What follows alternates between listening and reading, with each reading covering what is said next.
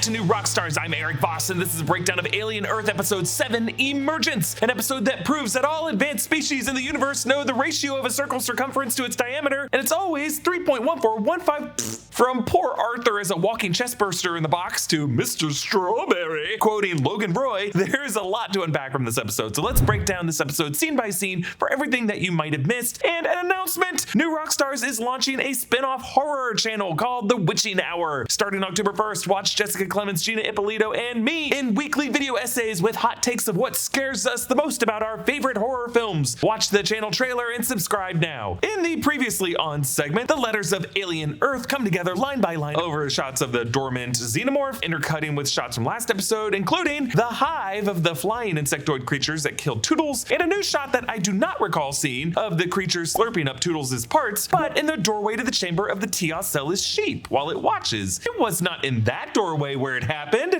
next door. So why are we seeing this now? Is this perhaps a thematic way of saying that the Teocellus was really the mastermind of that kill and these creatures' breakouts? Another shot of Toodles' melted face, and then a shot of the ovomorph egg that was left open after the facehugger that latched onto Arthur got out. We also see that little cutie running over the desk and jumping on Arthur. In the official Alien Earth After Show podcast, the composers on the show confirmed that two of the notes that we hear in the opening segment of every episode are actually creator Noah Hawley's singing voice heavily modulated. Not sure if that's him covering Cream's Strange Brew or part of the instrumentation. I'm guessing the latter because these composers did say that Hawley does this for all of his series, including seasons of Fargo. Noah ends up coming into the studio and singing the two. Yeah, I'm sorry, I'm going to stick to that. Noah Hawley is singing in the opening, in the main theme for the show. Noah Hawley sings in every series of TV. Pretty much. Yeah, pretty much. Pretty much. Not everyone knows that. Not everyone knows that. But like Noah and Jeff have a band, yes. and I manage it sometimes from the behind the scenes. Because sometimes they'll call me up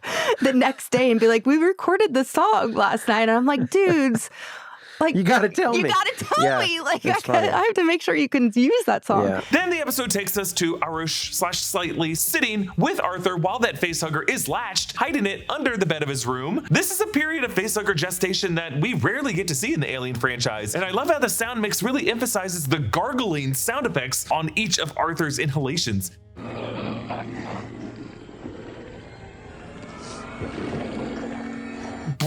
We really get the sense of how it's like in the process of pumping that embryo beat by beat down the host's gullet. Slightly has a white tiger plushie, which is fun because this actor, Adarsh Gaurav Bhagavatula, was in a movie called White Tiger. He also has this bottle of green fluid that he angles into Arthur's mouth, I guess to try to keep him hydrated. I love how annoyed the facehugger seems to be here, like, I don't need your lubrication, get out of here with that. But we see how it tightens its tail around Arthur's neck defensively, as one of these things did around Kane's neck in the 1979 film, and we see whatever that juice is oozing down the neck because it completely fills the orifice going down the neck. There's no room for anything else to make its way down into the esophagus. Smee finds them and agrees to help Slightly move Arthur to the beach. I was a little annoyed to see how easy it was for Slightly and Smee and the other hybrids to sneak around the Prodigy facility while patrolling guards just marched ahead, oblivious like stormtroopers in Star Wars. But there's a couple ways to interpret this. Maybe, like everyone on this show, human characters and even their security systems are just really poorly thought out, but also doesn't it seem like Kirsch might have cleared the way and made it easy for them to escape and even told these security guards, no, just ignore these two kids with the body of one of the scientists. However, that does not excuse the weird logic of why two hybrids of supposedly superhuman strength struggled this much to tandem carry one skinny human around. But in fairness, the actors who played these characters are human and would struggle to carry weight like that. Kirsch arrives at the lab and sees Toodles' body while these flying creatures buzz around, but the Teocellus sheep and the now fully formed xenomorph and that old sleeper agent, the Deep Plumacare, that we are all waiting to wreck these fuckers, are all locked in their chambers. Kirsch stops the alarm from his tablet, and definitely after seeing this episode, it just really seems like Kirsch allowed this breakout and allowed Arthur to get infected as a way of drawing Morrow and these other Weyland Yutani forces into his trap. Also, he seems to have his own angle and why he would want his own personal chestburster. Now, one of these flying beetles spews acid onto the breaker box, melting the metal, and it gets zapped so that it can be contained. The Teocellus takes note of all this. Like, he's counting every single one of the human weapons that he sees in this facility. Then they zap the other one by Toodles and contain it too. I love that they use this little dustpan to collect it and then scrape it down into this also very cool suitcase. It's like a little lunchbox that they carry around. While Kirsch and Boy Cavalier talk in this lab, in the background is this black silhouette that I think it's just Adam Ines, or maybe it's just a guard on the other side of the door, but either way, it looks menacing in the background of these shots. When Kirsch identifies the dead hybrid as Isaac and then corrects to Toodles, I like how Boy gives him this judgy stare. Like, just the idea that Kirsch would even allow these hybrids to rename themselves with nicknames away from the Peter Pan Lost Boys nomenclature that Boy clearly is obsessed with just really pisses off the trillionaire. Kirsch explains the fly's diet.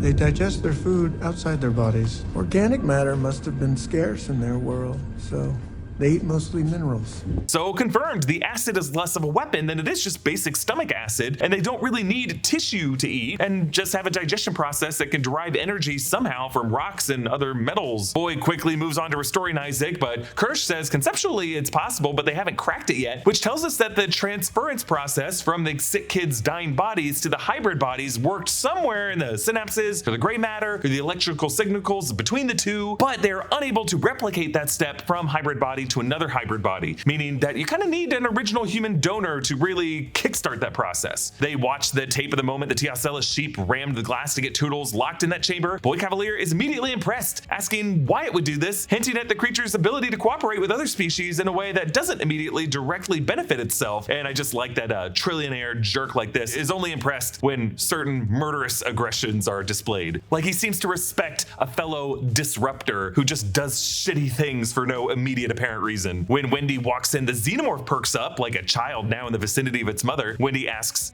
"What happened to Isaac?" Science. No, we can't. We're premium. What a great exchange, because literally anything physical that happens anywhere could be described as science, but for Wendy to consider their hybrid bodies premium sounds like a term that she might have echoed from Boy Cavalier or from Kirsch or Dame Sylvia, that at some point someone compared the hybrid bodies to premium fuel and older models like what Kirsch has to something like regular unleaded. We do know that diesel fuel still exists in this universe because we saw a big tank of it on the dock. Boy tells Wendy not to tell the others. And precisely on that line, the xenomorph superimposes over Wendy, showing this to be the thought that has incepted into her mind. She doesn't see the xenomorph as a monster, but rather as a child she now has this telepathic link with. But is it really telepathic if she's using these verbal commands? Either way, there's something beyond just that mere language that brings them together. She demonstrates this with a little chirp here.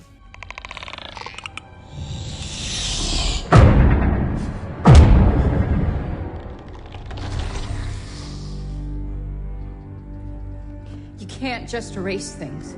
Wendy takes it personally that they erase part of Nib's memory and thus her identity. Now, we see it clearly in this scene and even better later on in Outdoor Daylight, but this xenomorph that hatched out of Joe's lung has a kind of interesting marbly, milky pattern on its dome that really makes it stand out compared to the other xenomorphs we've seen. It's almost like this one has a cute birthmark, but since it just hatched out of a single lung organ and not a full human cavity with all the human organs in there, I wonder if it makes this xenomorph something of a runt. Also, since this thing hatched out of Joe's lung, that also might be why there's kind of an affection between it and Wendy/Marcy. Before leaving with Joe, Wendy goes to get Nibs. I've got all my mind, what's in me. Nobody's messing with my insides. Isn't that right, Mr. Strawberry? What's ours is ours, and nobody can take it. Mr. Strawberry. Not what I would name a stork-looking bird, although actually I think it might be an emu. I was thinking a blue-footed booty, but it's actually just wearing blue booties on its beaties. But if you look closely, it is wearing a scarf that appears to have strawberries on it. Nibs in particular must have just been a kid with even less of a grasp on reality. We're all gonna die here. And then the bugs will crawl in and we'll all be ghosts.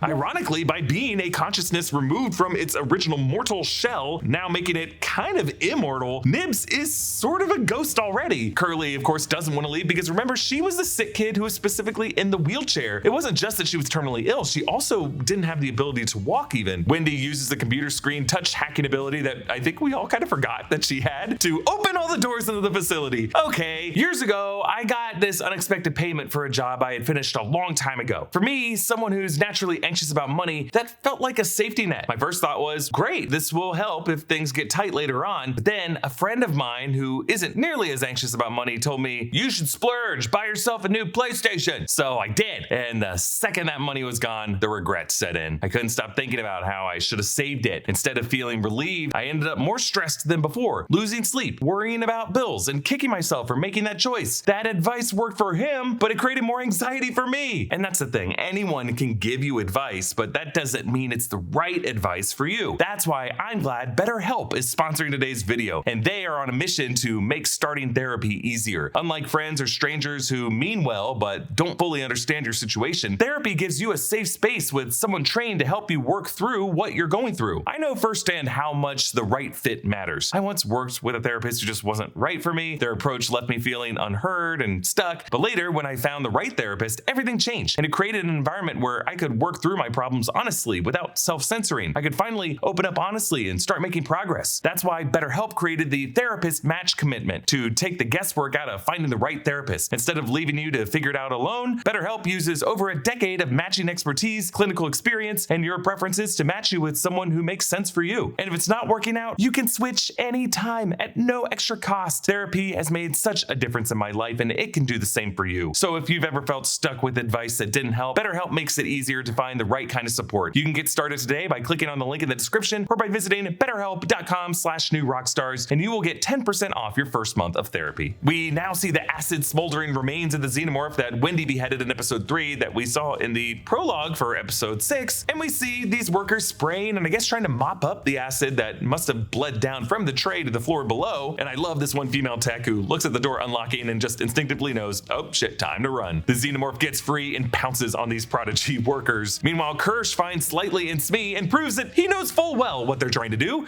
I know that. I mean, what are you doing going that way? The quickest way to the beach is to take the secure elevator. You're gonna be late.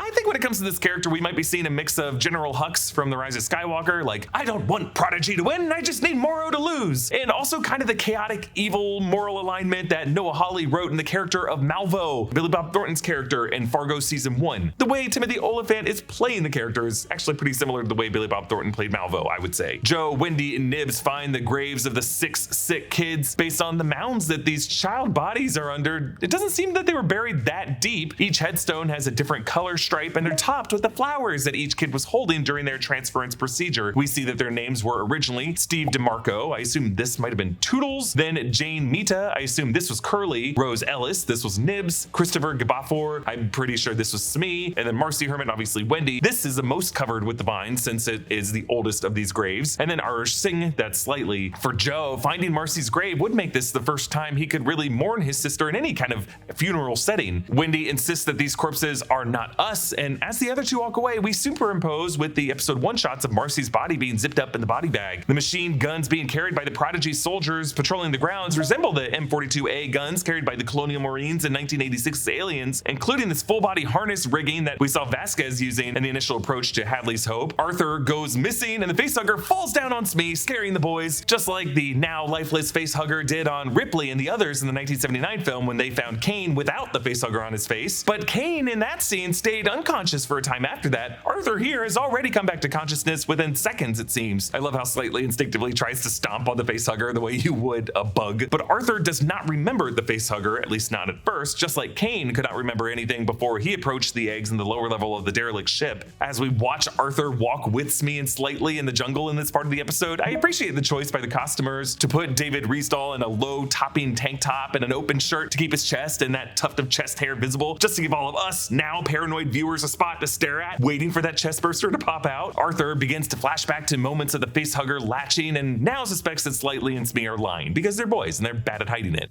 Children have to learn how to lie. And you two are still learning. That's the thing about lying. You do it once and you gotta keep on lying.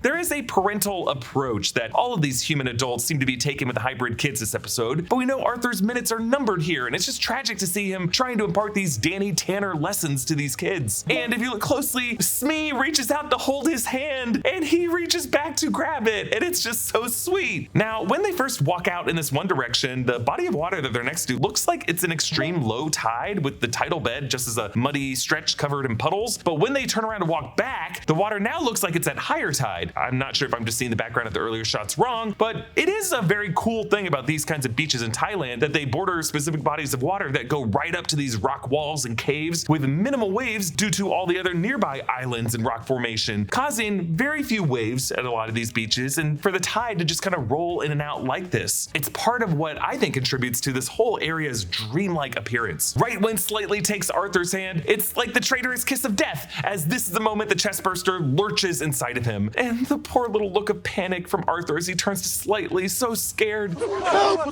Just like with Kane, there's an initial burst of blood under the shirt as the skin breaks, and then the titular emergence occurs as Smee's face gets sprayed in blood, just like the Shock Nostromo crewmates in the 1979 film, and just like the chestburster did in that famous scene. Its first instinct is to curl its little tail around its little head to protect itself, but also to form a spring coil that it can use to jump out of the corpse and scamper off. Slightly and Smee wade through a lagoon with Arthur's corpse on a raft, and they meet the amphibious unit of Weyland Yutani soldiers led by Morrow. I love this one on the left, who not only has the exoskeletal mount for his gun, but also a whole video production unit on his helmet, presumably so that Yutani could live stream along. Morrow tells a second unit to shoot to kill, showing how Weyland Yutani has no issue with open warfare on whatever Prodigy forces they would find on this turf. But there could be something more here that I'll get to in a second. And the way Arthur tried to impart grown-up advice to Slightly, now Morrow does it. Acting like a child.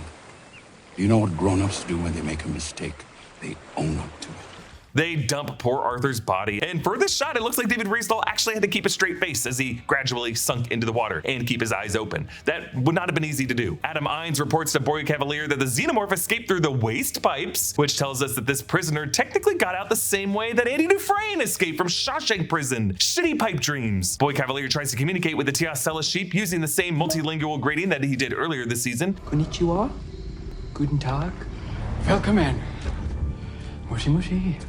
He writes 3.14 on his hand, asking for the next 3 digits of pi. And what's crazy is the Tiasellus must know enough from just hearing these humans speak English to each other, plus being inside Shmuel's head for a bit, combined with other countless intelligent life forms, humans and otherwise, that now have apparently allowed the Tiasellus to understand both what Boy Cavalier is saying and how to translate what it understands pi to be to what these lesser life forms understand pi to be, which would also imply that the Tiasellus can just deduce our, what it might see as very simple, whole number system based on 10 digits, 0, 1, 2, 3, 4, 5, 6, 7, 8, 9, and then those Arabic numerals to be combined in different forms later on. Like, it's even crazy to assume that the concept of 0 did not even exist for all of human history. Maybe the implication here is that mathematics truly is like a cosmic universal language that the Tiasellus understands, at least in its own way. So the Tiasellus plays along with the charade. He stomps once and then 5 times because it's 3.141592.6. So the next digit of pi would be 9, but instead of stomping 9 times, it's like, I'm not gonna do that, and just drops a "F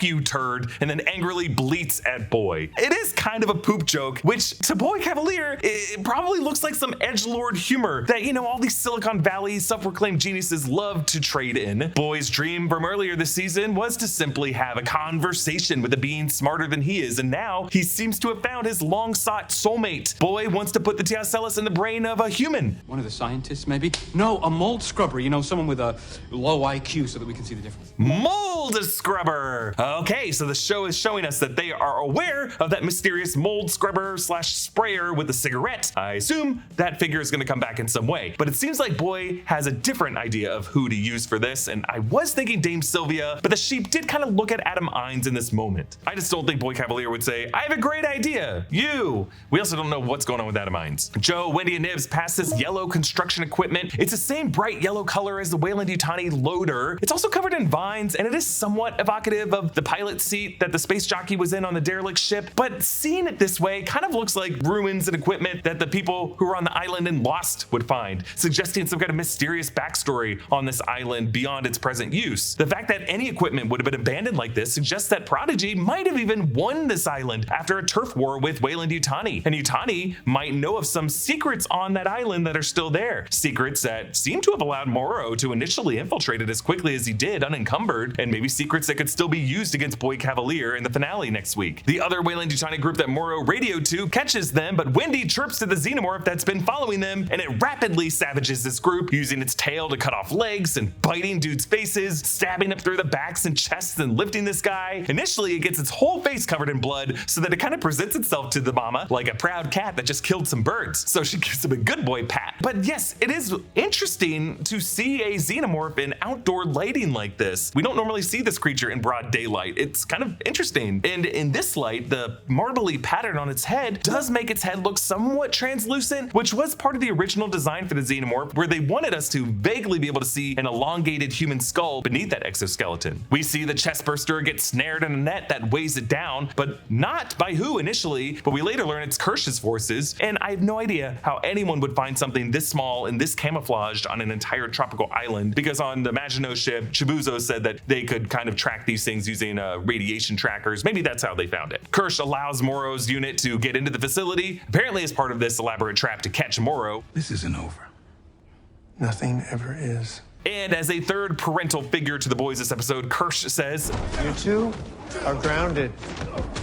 which is interesting because he's the one who helped them escape. So is that just a performative thing he's saying in front of everyone else to cover his tracks? Hey, we have one more episode from this season, and I feel like we still have a lot of questions about what Kirsch is really all about, what his connection to Boy Cavalier might be. The fact that Boy Cavalier did lose some family member, according to the internet search that Morrow did of him. Is Kirsch like a recreated family member that Boy Cavalier made to put daddy under his thumb? We haven't gotten any other further evidence of that throughout the season. I don't have the highest hopes that next week will answer all these questions. The episode ends at the dock. Now, even though it seems deserted, there is some natural tension here. As you'll notice, they pass a 3 on the dock and then a 2 on the hatch on the boat, and then on the other side of that door, a 1 on Siberian's uniform, which leads to the explosive ending of this episode. The Boy Cavalier tested the Teocellus with numbers. This episode also primed us to think about what numbers to expect next. It's another trap laid by the Prodigy security team, led by Siberian and Rashidi. There's also Ham and Nag, and Nib says, Mr. Strawberry says, F off. Off the boat. Now. Big mistake tossing Mr. Strawberry in the water. Finally, it happened! The super strength that we've all dreaded seeing these kids having, especially in Nibs' case, turns some unfortunate human into mincemeat. She rips out his jawbone. Ham, you'll notice in the background, is just terrified. Nibs uses Nab's jawbone to smack Ham and then pummel her with it, and then backhands her several feet across the water. Siberian gets a few shots into Nibs' chest, and right when Nibs is about to rip her head off, Joe hits Nibs with the stun mode. Wendy's betrayal at Joe doing this, I think, is pretty unfounded because Nibs was brutally killing several humans in a violent rage, and everyone knows that Nibs ain't right in the head, and all Joe did was stun her into submission. She's not dead, she's just stunned, but it does show how I think Wendy has now, with the exception of Joe, really sided against humanity. I like how this episode ends with all of them on a boat as the xenomorph waits in the bushes, waiting for Wendy's command to attack. It does kind of remind me of the "or face my fury" moment from Ice Age for Continental Drift. Will next week's episode explain why Noah Hawley put that movie so many times in this season? Probably not, but hey, I love it. I think it's cute. Comment down below with your thoughts on this episode, and a special thanks to one of our YouTube members, Bro, who supports us at the executive producer level. Follow me at EA Voss and subscribe to all the channels in the New Rockstars network for breakdowns and news coverage of everything you love. Thanks for watching, and I'll see you next time. Bye.